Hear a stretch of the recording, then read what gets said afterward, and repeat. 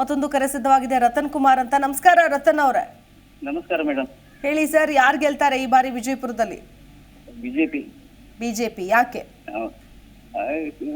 ಮೋದಿ ಬರ್ಬೇಕಲ್ಲ. ಓಕೆ, ಮೋದಿ ಅನ್ನೋ ಕಾರಣಕ್ಕ, ರಮೇಶ್ ಜಿಗಜಿಣಗಿ ಅವ್ರು ಗೆಲ್ತಾರೆ ಅನ್ನೋ ಕಾರಣಕ್ಕ? ಇಡೀ ದೇಶದಲ್ಲಿ ಮೋದಿ ಬೇಕೇ ಬೇಕು. ದೇಶ ಅಭಿವೃದ್ಧಿ ಬೇಕು, ದೇಶದ ರಕ್ಷಣೆಗೋಸ್ಕರ ಮೋದಿ ಬೇಕು. ಮೋದಿ ಒಂದು ನಾಯಕತ್ವ ಚೆನ್ನಾಗಿದೆ. ಮತ್ತೆ ಈಗ ನೋಡಿ, ಇವರು ಯಾರು ರಾಜು ಕಾಗೆ ಅವರು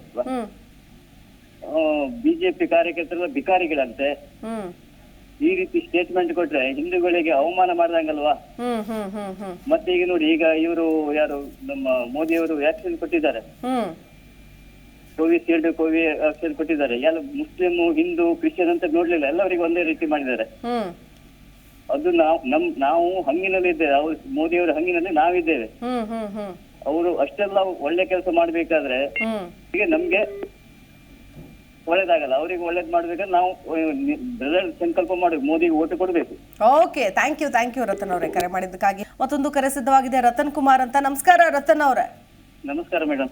ಹೇಳಿ ಸರ್, ಯಾರು ಗೆಲ್ತಾರೆ ಈ ಬಾರಿ ವಿಜಯಪುರದಲ್ಲಿ? ಬಿಜೆಪಿ. ಯಾಕೆ? ಮೋದಿ ಬರ್ಬೇಕಲ್ಲ. ಓಕೆ, ಮೋದಿ ಅನ್ನೋ ಕಾರಣಕ್ಕ, ರಮೇಶ್ ಜಿಗಜಿಣಗಿ ಅವ್ರು ಗೆಲ್ತಾರೆ ಅನ್ನೋ ಕಾರಣಕ್ಕ? ಇಡೀ ದೇಶದಲ್ಲಿ ಮೋದಿ ಬೇಕೇ ಬೇಕು. ದೇಶ ಅಭಿವೃದ್ಧಿ ಬೇಕು, ದೇಶದ ರಕ್ಷಣೆಗೋಸ್ಕರ ಮೋದಿ ಬೇಕು. ಮೋದಿ ಒಂದು ನಾಯಕತ್ವ ಚೆನ್ನಾಗಿದೆ. ಮತ್ತೆ ಈಗ ನೋಡಿ, ಇವರು ಯಾರು ರಾಜು ಕಾಗೆ ಅವರು ಬಿಜೆಪಿ ಕಾರ್ಯಕರ್ತರು ಭಿಕಾರಿಗಳಂತೆ. ಈ ರೀತಿ ಸ್ಟೇಟ್ಮೆಂಟ್ ಕೊಟ್ರೆ ಹಿಂದೂಗಳಿಗೆ ಅವಮಾನ ಮಾಡ್ದಂಗಲ್ವಾ? ಮತ್ತೆ ಈಗ ನೋಡಿ, ಈಗ ಇವರು ಯಾರು ನಮ್ಮ ಮೋದಿ ಅವರು ವ್ಯಾಕ್ಸಿನ್ ಕೊಟ್ಟಿದ್ದಾರೆ, ಕೋವಿಶೀಲ್ಡ್ ವ್ಯಾಕ್ಸಿನ್ ಕೊಟ್ಟಿದ್ದಾರೆ. ಎಲ್ಲ ಮುಸ್ಲಿಂ, ಹಿಂದೂ, ಕ್ರಿಶ್ಚಿಯನ್ ಅಂತ ನೋಡ್ಲಿಲ್ಲ, ಎಲ್ಲರಿಗೂ ಒಂದೇ ರೀತಿ ಮಾಡಿದ್ದಾರೆ. ಅದು ನಾವು ಹಂಗಿನಲ್ಲಿ ಇದ್ದೇವೆ, ಅವ್ರು ಮೋದಿ ಅವರ ಹಂಗಿನಲ್ಲಿ ನಾವಿದ್ದೇವೆ. ಅವರು ಅಷ್ಟೆಲ್ಲ ಒಳ್ಳೆ ಕೆಲಸ ಮಾಡ್ಬೇಕಾದ್ರೆ ಈಗ ನಮ್ಗೆ ಒಳ್ಳೇದಾಗಲ್ಲ. ಅವ್ರಿಗೆ ಒಳ್ಳೇದ್ ಮಾಡ್ಬೇಕಾದ್ರೆ ನಾವು ಸಂಕಲ್ಪ ಮಾಡ್ಬೇಕು, ಮೋದಿಗೆ ಓಟು ಕೊಡ್ಬೇಕು. ಓಕೆ, ಥ್ಯಾಂಕ್ ಯು ರತನ್ ಅವರೇ, ಕರೆ ಮಾಡಿದ್ದಕ್ಕಾಗಿ. ಜಿ ಕನ್ನಡ ನ್ಯೂಸ್ ಈಗ ನಿಮ್ಮ ಮನೆಯಲ್ಲೇ ನೋಡಿ. ಎಲ್ಲ ಕೇಬಲ್ಗಳಲ್ಲಿ ಈಗ ಲಭ್ಯ.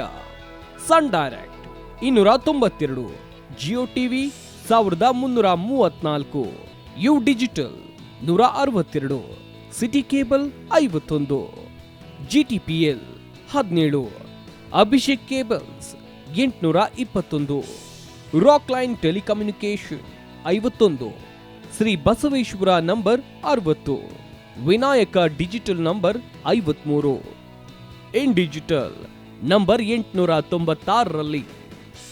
ನಿಮ್ಮಿಸ್ತದ ಜಿ ಕನ್ನಡ ನ್ಯೂಸ್ ನೋಡಿ ಆನಂದಿಸಿ.